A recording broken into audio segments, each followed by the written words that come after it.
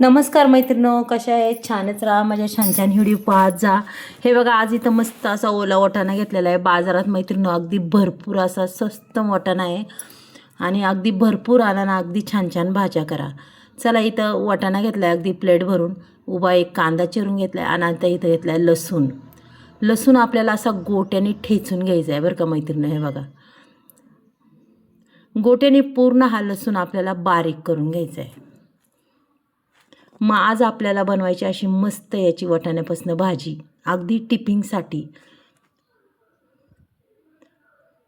तुम्हाला जर पातळ वाटाणा खाऊन कंटाळा आला असेल तर अशा पद्धतीने नक्कीच ही वाटाण्याची रेसिपी तुम्ही करून पहा मैत्रिणो, आणि खरंच खूप छान लागती. चला, इथं लसूण अगदी ठेचून घेतलेलं आहे बघा, बारीक एकदम. आता गॅसवर कढई ठेवलेली आहे मी. कढईमध्ये टाकणार आहे अगदी 2 पळ्या तेल टाकणार आहे. तुम्ही तुमच्या अंदाजाने टाका. 2 पळ्या तेल टाकून घेतलेले. तेल अगदी छान तापून द्यायचं आहे बरं का. छान, म्हणजे जास्त बी नाही, मापात तेल तापवायचं की आपली जिरी मोहरीसुद्धा जळाली नाही पाहिजे. त्याच्यानंतर टाकायचे जिरी, टाकल्यावर लसूण टाकायचं बघा. लसूण अगदी छान पद्धतीने फ्राय करून घ्यायचा आणि त्याच्यानंतर टाकायचा आहे कांदा. आता दोन्ही लसूण आणि कांदा अगदी चांगल्या पद्धतीने परतून घ्यायचं आहे बरं का मैत्रिणो. अगदी तुमची लहान मोठी सगळे आवडीने खातील. मुलं तर खूप छान आवडीने खातील ही वाटाण्याची भाजी. एवढी छान भाजी होती, टिफिनला अगदी आवडीने नेतीन बघा.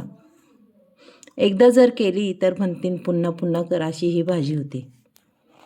कांदा अगदी छान पद्धतीने परतलेला आहे, पाहू शकता गोल्डन कलर आला आहे.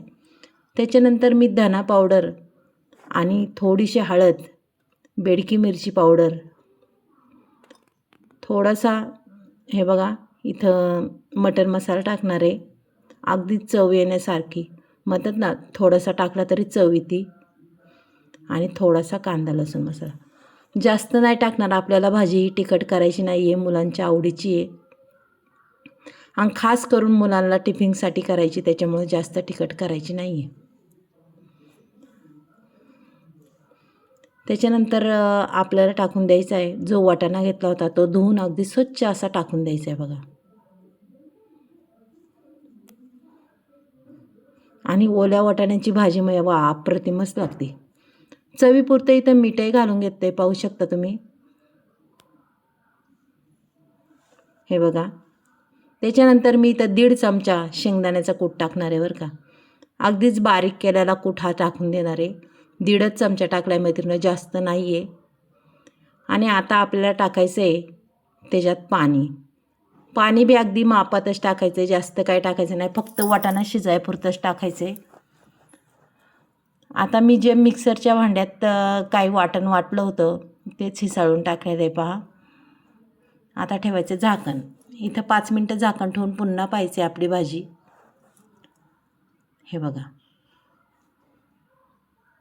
पाहूया एकदा वाटाणा चेक करूया आपण. अजून भरपूर पाणी आहे त्याच्यात.